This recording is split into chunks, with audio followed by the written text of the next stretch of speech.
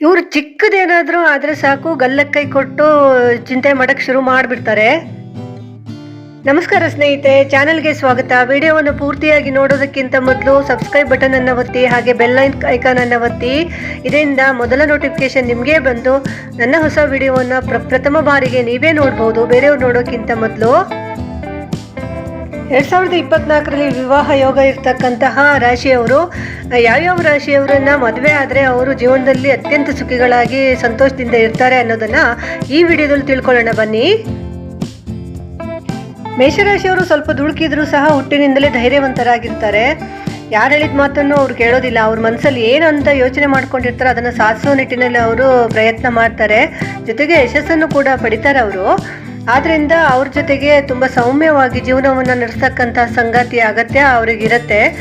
ಮೇಷರಾಶಿಯವ್ರನ್ನ ಅರ್ಥ ಮಾಡ್ಕೊಳ್ಳೋಕ್ಕೆ ಸ್ವಲ್ಪ ಸಮಯ ಬೇಕಾಗುತ್ತೆ.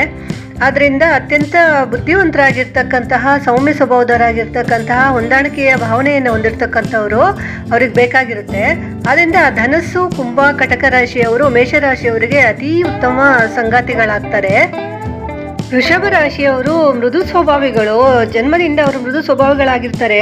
ಆದರೆ ಅವ್ರಿಗೆ ಅಷ್ಟೇ ಶೀಘ್ರವಾಗಿ ಕೋಪ ಬರುತ್ತೆ, ಮಹಾಕೋಪಿಷ್ಟರಾಗಿರ್ತಾರೆ. ಆದರೆ ಸ್ವಲ್ಪ ಹೊತ್ತಿನಲ್ಲೇ ಅದು ಇಳಿದೋಗುತ್ತೆ, ಅಂತಹ ಸ್ವಭಾವದವರು.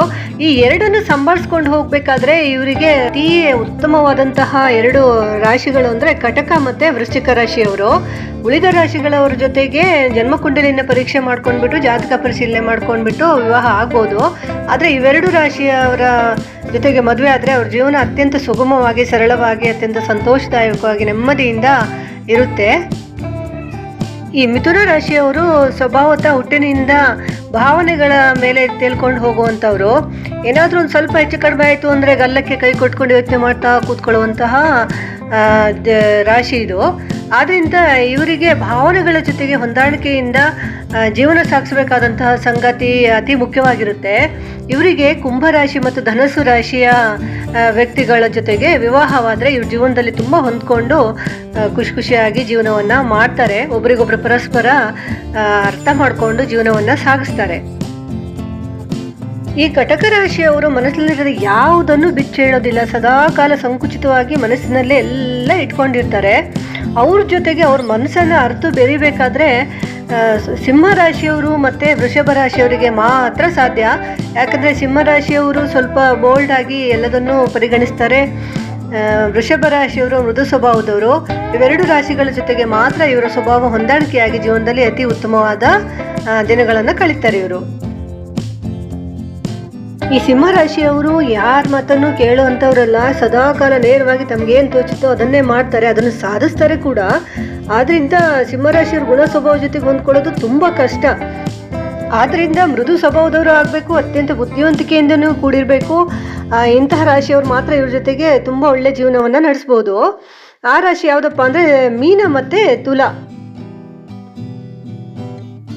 ಜೀವನದ ಸೂಕ್ಷ್ಮತೆಗಳನ್ನು ಬಹಳ ಚೆನ್ನಾಗಿ ಅರ್ಥ ಮಾಡ್ಕೊಳ್ಳೋರು ಕನ್ಯಾ ರಾಶಿಯವರು.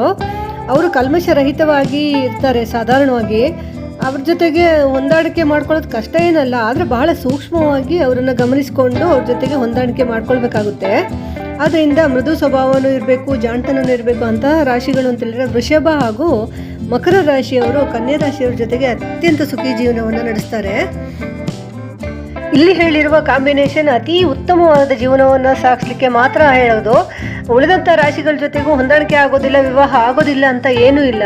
ಜನ್ಮಕುಂಡಲಿಯನ್ನು ಪರೀಕ್ಷೆ ಮಾಡ್ಕೊಂಡ್ಬಿಟ್ಟು ಜೀವನದಲ್ಲಿ ಯಶಸ್ಸನ್ನು ಪಡೆಯೋ ನಿಟ್ಟಿನಲ್ಲಿ ಬೇರೆ ರಾಶಿಯವ್ರ ಜೊತೆಗೂ ಸಹ ವಿವಾಹ ಆಗ್ಬೋದು. ಆದರೆ ಅತ್ಯಂತ ಸುಖಕರ ಜೀವನವನ್ನು ಯಾರ ಜೊತೆಗೆ ನಡೆಸ್ಬೋದು ಅನ್ನೋದನ್ನು ಮಾತ್ರ ಇಲ್ಲಿ ನಮ್ಮ ಅರಿವಿಗೆ ಬಂದಷ್ಟು ನಾವು ತಿಳಿಸ್ಕೊಡ್ಲಾಗಿದೆ.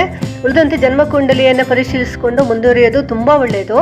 ಹಾಗೆ ಸದಾಕಾಲ ಮೇಲೆ ಹೇಳಿರ್ತಕ್ಕಂಥ ಮಂತ್ರವನ್ನು ಹೇಳ್ಕೊಂಡ್ರೆ ತುಂಬ ಯಶಸ್ಸು ದೊರೆಯುತ್ತೆ. ಚಾನಲನ್ನು ಪ್ಲೀಸ್ ಸಬ್ಸ್ಕ್ರೈಬ್ ಮಾಡಿ, ಬೆಲ್ ಐಕಾನನ್ನು ಒತ್ತಿ. ನಮಸ್ಕಾರ.